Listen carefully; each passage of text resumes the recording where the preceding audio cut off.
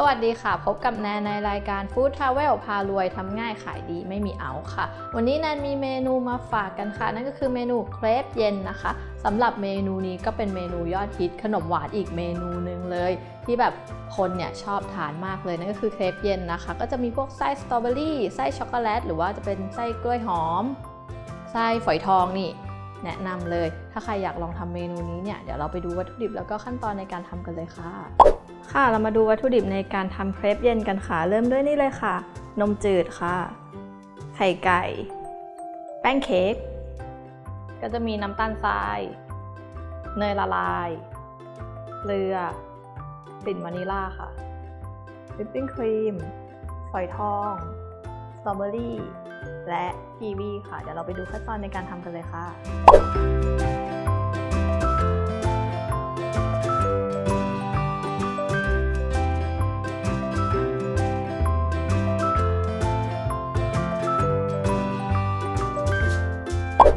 เรามาเริ่มทำตัวเครปเย็นกันเลยนะคะอันนี้น่าจะตีส่วนของแป้งก่อนนะคะจะเริ่มด้วยนี่เลยค่ะแป้งเค้กร่อนก่อนอันนี้ที่ร่อนมันเล็กแล้วก็ค่อยๆร่อนเอาเห็นไหมว่ามันมีส่วนที่เป็นแบบเนี้ยอย่างเงี้ยแล้วก็กดให้มันแตกเนาะเพราะว่าถ้า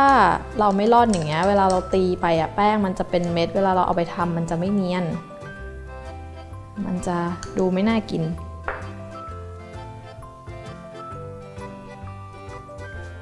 อันนี้แนนทำแค่สูตรเล็กๆนะคะตอนเราไปทำขายก็ทำเยอะกว่านี้ก็ได้ค่ะ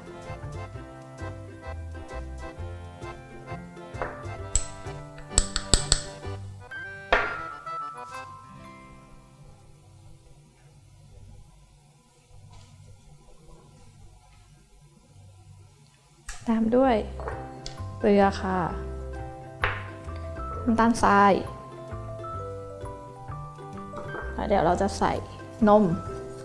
ลงไปตีเลยค่ะเป็นนมรสจืดนะคะค่อยๆใส่ตัวนี้น้ำค่อนข้างจะเยอะนะคะเพราะว่าเราจะให้ตัวแป้งเครปเนี่ยมันออกมาแบบนุ่มๆไม่ได้ออกแบบกรอบนะน้ำก็จะเยอะนิดนึง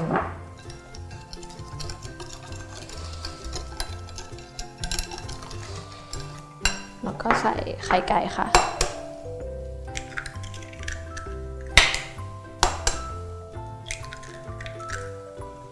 ตีให้เข้ากัน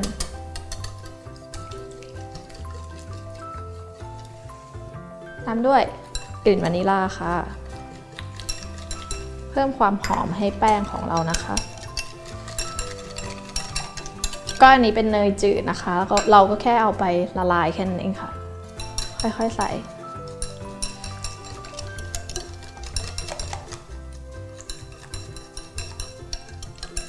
เพิ่มความหอมมัน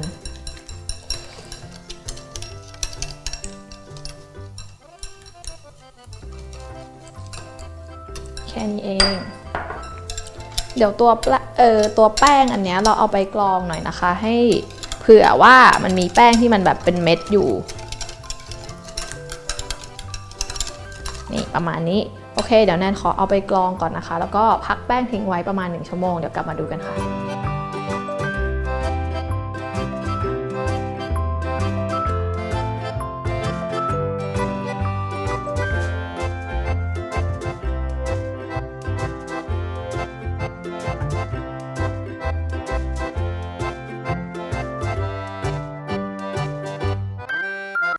อันนี้เราก็แป้งนั้นก็พักไว้ประมาณ1 ชั่วโมงแล้วนะคะทีนี้เรามาถึงตอนทอดกันค่ะอันนี้เราจะใช้ไฟอ่อนๆนะคะจะใช้แบบไม่แรงมากเอากลางๆก็พอค่ะทาเนยค่ะอันนี้กระทะเริ่มร้อนแล้วนะคะเพื่อไม่ให้มันติดกระทะถ้าหากที่บ้านใครไม่มีกระทะแบบสำหรับทำเครปแบบเนี้ยแบนๆแบบนี้เลยนะไม่มีใช้เป็นเทฟลอนธรรมดาก็ได้ค่ะได้เหมือนกันทาไปแล้วนะคะทาร้อนแล้วก็ใส่แป้งลงไปเลย อันนี้ใครอยากได้แบบหนาบางแค่ไหนอ่ะนี่ได้เลยอันนี้นั่นใส่น้อยไปหน่อย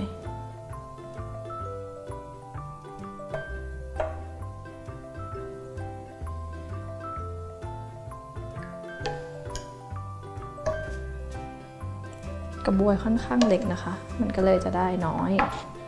โอเคนี้น่าจะทำแค่แบบบางๆพอนะไม่ได้แบบหนามากนะ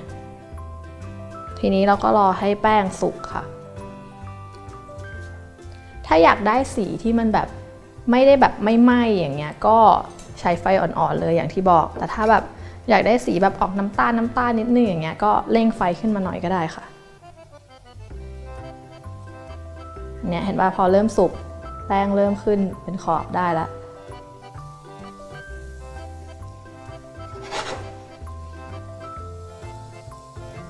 นี่กลับด้านเลย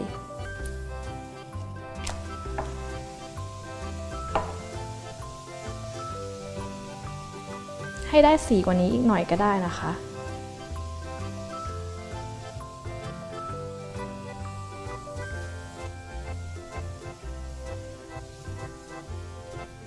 แค่นี้เองได้แล้วเราก็แค่เอาไปเทบนตะแกรงนะคะนี่เพราะว่ากระทะของเราเนี่ยมันเป็นแบบเทฟลอนมันก็เลยแบบค่อนข้างมีประสิทธิภาพที่ดีอยู่โอเคเดี๋ยวแนนทำให้ดูอีกแผ่นหนึ่งนะ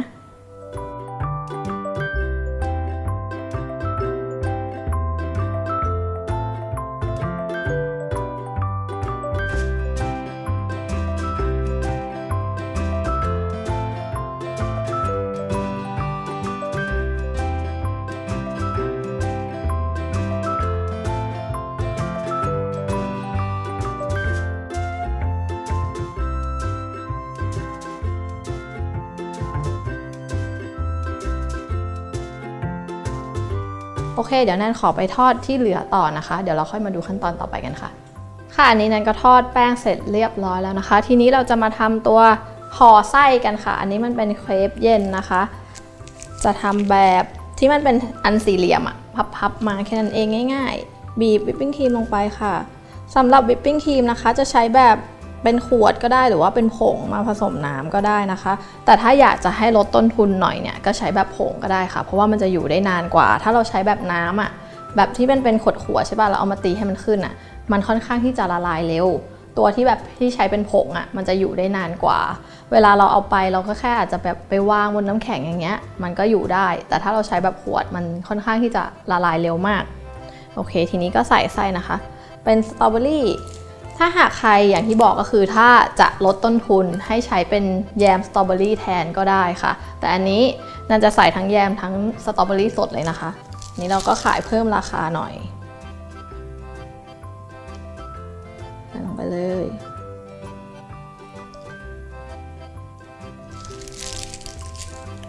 ก็ตามด้วยสตรอเบอรี่ค่ะ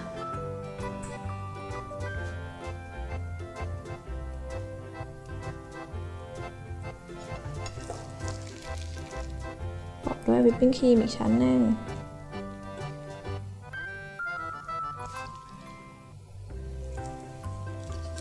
ห่อแบบอันเนี้ยห่อแบบง่ายๆเลยห่อปิด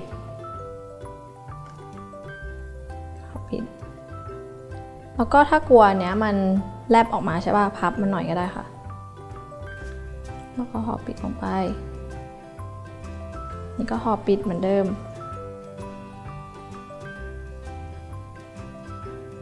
ดึงเข้ามาให้แน่นๆหน่อยนะคะกับด้านแค่นี้เองแบบนี้เดี๋ยวน่าจะทำตัวฝอยทองให้ดูนะ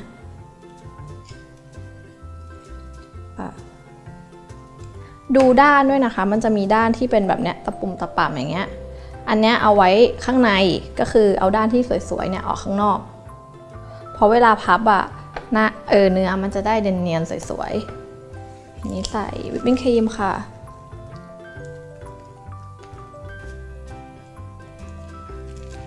เป็นหน้าฝอยทองไส้ฝอยทองนะ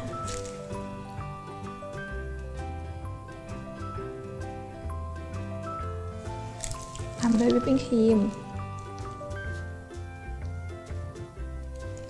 สำหรับตัวกีวีก็เหมือนกันนะคะทำแบบนี้เหมือนกันเลยถ้าหากใครมีแบบหาซื้อแยมกีวีได้ก็ใช้ก็ได้นะคะ นี่ก็พับเนี่ยขอบมันอาจจะล้นเกินไปใช่ป่ะเราก็จะพับลงไปหน่อย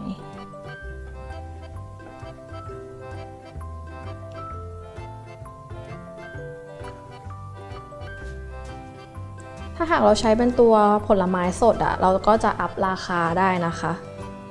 ก็จะเพิ่มราคาให้เราได้นะคะแต่ถ้าเราใช้เป็นแยมเนี้ยเราอาจจะขายชิ้นละ35 3ชิ้น100อะไรก็ได้ค่ะที่อาจจะมีขายตามตลาดทั่วไปนี่กลับด้านมาวางนี่ประมาณนี้เดี๋ยวนั้นทำกีวีถ้าวิปปิ้งครีมน่าจะได้อยู่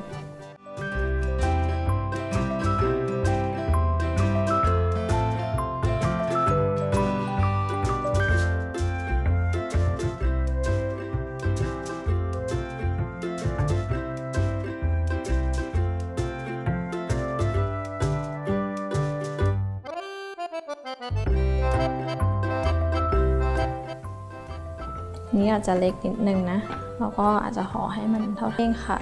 นี่ยกขึ้นมาให้ดูนี่นะคะหน้าตาก็จะเป็นแบบนี้อันนี้เราก็อาจจะแพ็คใส่กล่องแช่ตู้เย็นเก็บไว้ขายได้เลยค่ะถ้าหากใครอยากลองทำเมนูพารวยแบบนี้นะคะก็สามารถเข้าไปดูที่เว็บไซต์ของเราได้ค่ะที่ foodtravel.tv จะมีเมนู Food Travel พารวยอีกมากมายเลยค่ะสำหรับวันนี้แนนไปก่อนนะคะสวัสดีค่ะ